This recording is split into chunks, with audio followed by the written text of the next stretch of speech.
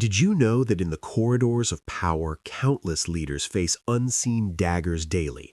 But one bullet in 1981 not only pierced flesh, but unraveled a web of confusing shadows that still tangles history's threads, turning a near death into a dramatic spectacle of defiance. It was early 1981, the air in Washington thick with Cold War frost, Soviet threats looming like storm clouds over the Potomac, and I, a young White House aide fresh from Georgetown with stars in my eyes and knots in my stomach, navigated the daily grind of briefings that buzzed with paranoia. Whispers of moles in the ranks, anonymous notes slipping under doors with mismatched postmarks hinting at imminent strikes that never materialized, leaving us all on edge like actors in a play with forgotten lines. The leader, tall and charismatic with a rancher's grit, prepared for his speech at the Hilton that March 30th, his schedule packed with union talks amid economic tempests, but unusual confusing details nagged. Odd coins found in his overcoat pocket, engraved with dates like 1945 that didn't match mint records, perhaps talismans from admirers or planted omens, piling in a desk drawer like puzzling relics. Staff drama simmered, tearful arguments in the Oval over policy rifts, one advisor storming out after a heated exchange about phantom enemies within, his words echoing my own anxieties that spiked in quiet moments, heart racing as if chased by unseen foes. Family ties added layers. The leader's wife, elegant yet fierce, confided in hushed calls about nightmares of alternate fates where bullets found their mark differently, her voice cracking with unspoken fears. My role was menial, fetching coffees that tasted of bitter resolve, filing reports with timestamps off by minutes as if clocks conspired. But the tension built like a coiled spring, confusing alliances with red herring memos that named innocent staff as suspects in fabricated leaks. Little did we know, that day's chaos would explode in blood and jest, a beautiful, patient riposte against the abyss, where quiet rage masked as humor cut deeper than any wound. Why did the leader's heirloom watch halt precisely at the shot's echo, as if time itself conspired in a dramatic pause that tangled memories with visions of what might have been, leaving survivors questioning if fate or foul play pulled the strings? That fateful March 30th dawned with unusual omens, a fog blanketing D.C. like a shroud, the leader's limo delayed by a minor accident en route, skid marks mismatched from reports as if erased hastily, adding confusing layers to the day's unraveling. The crowd outside the Washington Hilton swelled with union workers, their chants dramatic against the gray sky, but whispers among them hinted at inside warnings ignored, words overheard by security that blurred loyalties like ink and water. As the leader emerged from his speech, smiling through the tension, shots rang out, 6 in rapid fire, the air splitting with screams and the metallic tang of blood, chaos erupting as bodies hit pavement in a ballet of panic. I was steps away, heart pounding in anxiety-fueled terror, diving for cover amid confusing shouts. "He's hit! No, it's the double! Wait, what double?" Unusual details confused the scene, a bystander dropping a coin similar to those in the leader's pocket, rolling under feet like a planted clue, while the assassin's wild eyes locked on mine for a split second, mouthing something ambiguous like phantom before being tackled. The leader clutched his side, blood seeping through his suit in a dramatic stain, but his face twisted not just in pain, but quiet rage, tears welling in Ade's eyes as we bundled him into the car, sirens wailing like accusations. Family rushed in thoughts, his wife's call en route, her voice cracking over the radio. "Hold on, we're coming," but static garbled it into "Hold the Phantom." The heirloom watch, a gold piece from his grandfather's ranch days engraved with "Time Avenges," stopped at 2:30 p.m. sharp, its hands frozen like a curse activated, tangling our perceptions in a web where drama pulsed, tearful prayers in the motorcade, confusing radio chatter about alternate routes blocked by shadows. This brush with death would birth a jest that cut deep, a beautiful vengeance against the void. The doctor exclaimed in the ER's frenzy, his voice cracking amid beeping machines and bloodied scrubs, that the wound's path defied logic, as if the bullet curved around vital organs by sheer will or unseen hand, turning medical miracle into a puzzle of dramatic survival.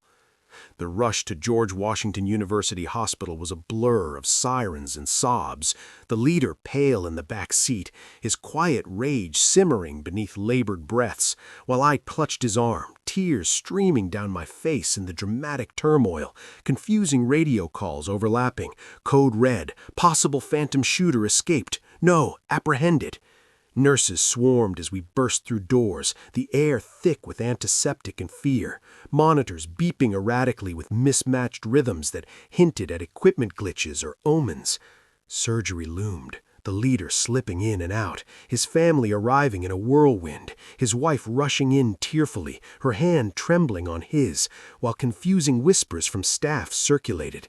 He mentioned a double in delirium, but we have no record of one. Unusual details tangled the scene, a red herring note found in his bloody pocket, scrawled with "Avenge the Watch" in ink that smudged ambiguously, perhaps planted or prophetic. Visions plagued him under anesthesia, later confided, a phantom version of himself taking the hit, blood spraying in alternate sprays that blurred real from hallucinated, adding supernatural confusion dismissed as shock.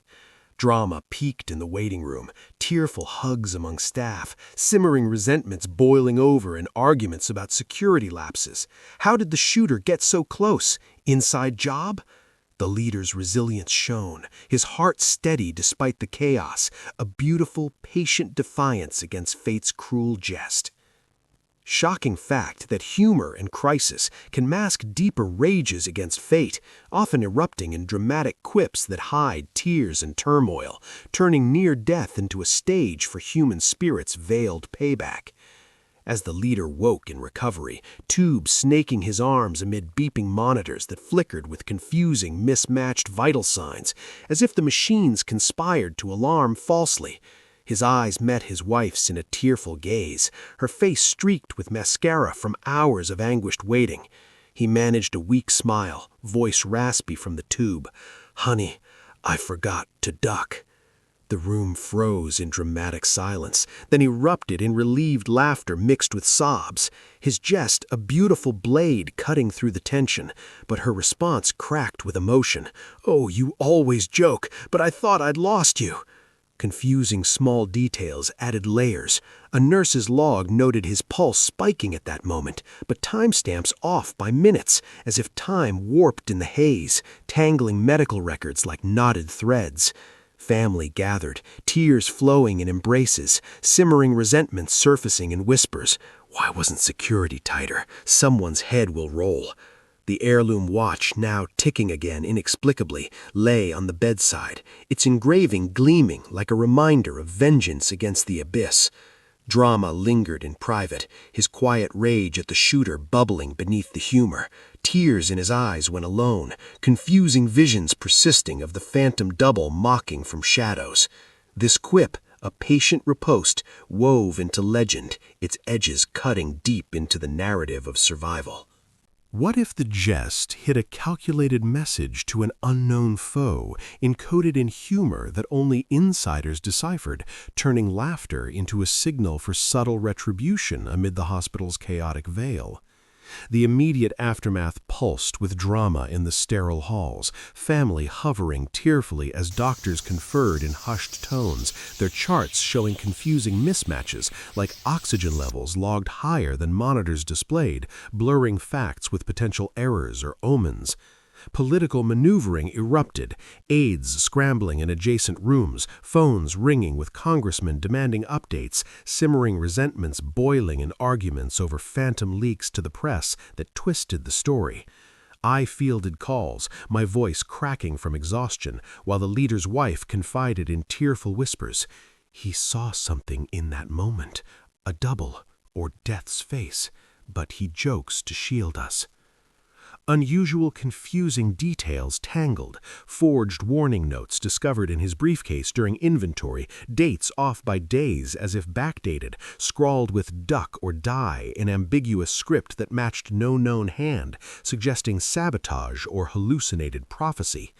My quiet rage at the system's failures simmered, tears welling in private as I pondered the watch's halt, a curse from his grandfather's feuds, perhaps, where similar relics foretold betrayals.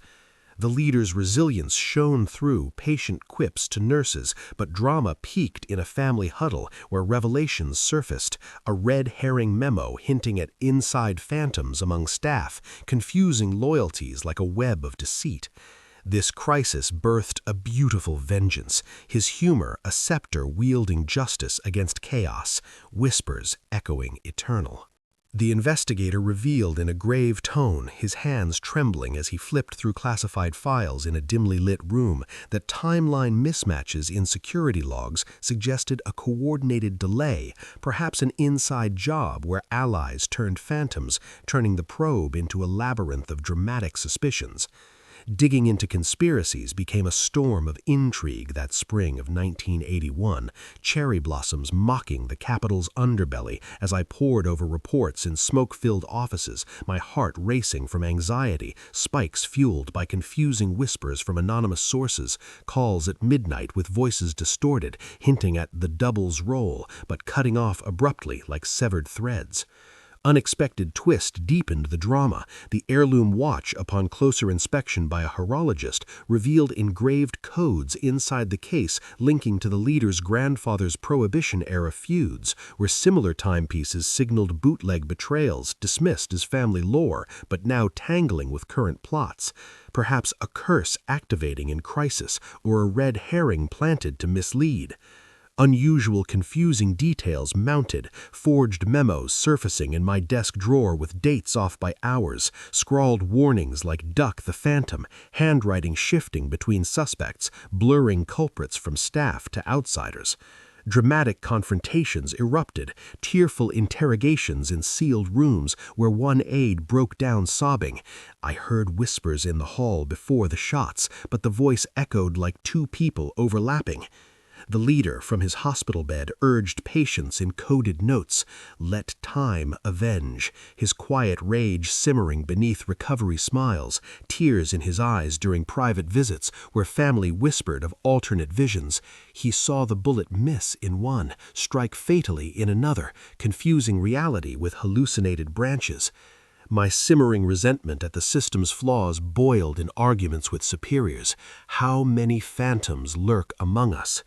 The web tangled further with red herring artifacts like a mismatched bullet casing found days later, engraved with the watch's code, pulling us into a beautiful, patient pursuit of justice amid the chaos. Why do visions of alternate outcomes persist, blurring what happened with what might have been, especially when staff whispers about the double shift lift like shadows, one day accusing a guard, the next an advisor, tangling loyalties in a web of paranoia? The public facade of strength masked private turmoil that summer of 1981. The leader's statements to the press, delivered with his trademark grin amid flashing cameras, hiding the dramatic pains of recovery, his body racked with spasms the doctors logged with confusing mismatched timestamps, as if hospital clocks conspired to obscure the timeline. Family gathered in the residence, tearful embraces turning to simmering arguments, his wife confiding in hushed sobs about nightmares with a Jest failed and death claimed him, her voice cracking as she clutched the watch, while confusing details like ambiguous photos from the scene showing a figure resembling the leader in the crowd circulated among aides, whispering of a phantom double hired for decoy but vanished post-shooting. Drama escalated in private, his quiet rage erupting in a tearful outburst to me. They almost took it all. Avenge with patience, his words a scepter wielding subtle justice against the unknown. Unusual, confusing red herrings proliferated, forged diary entries surfacing in his safe, dated impossibly before the event, with warnings of the double's betrayal. Handwriting analyzed as his, but with ink from a later batch, blurring authorship like a ghost's hand. Staff resentments boiled in whispered hall confrontations, one advisor accusing another of leaks, tears flowing as alliances fractured, my anxiety spiking in quiet moments where visions plagued me too, an alternate with a bullet struck me instead. The leader's endurance shone, a beautiful vengeance against adversity, but the labyrinth of misleading relics left us glancing over shoulders, ghosts demanding due in eternal whispers. Shocking fact about hidden vendettas in power corridors, where betrayals fester for generations, erupting in dramatic revelations that shatter careers like glass underfoot, often tangled with confusing legacies of phantom players who vanish into history's fog. Revelations crashed like waves in the investigation's depths that fall of 1981, leaves turning crimson like bloodstains as probes exposed layers of deceit in smoke-filled war rooms, where I confronted suspects in tearful interrogations that cracked facades. One aide sobbing, "I planted the note as a joke, but the watch's code matched my grandfather's grudge against his family." Unexpected twists heightened the intrigue. A red herring artifact, like a forged letter from a phantom advisor, surfaced in the leader's recovered briefcase, postmarked from a non-existent office with warnings of the double strike. Ink tests showing it predated the event, but paper from a later mill, dismissed as hoax but lingering like a ghost, tangling motives in confusion.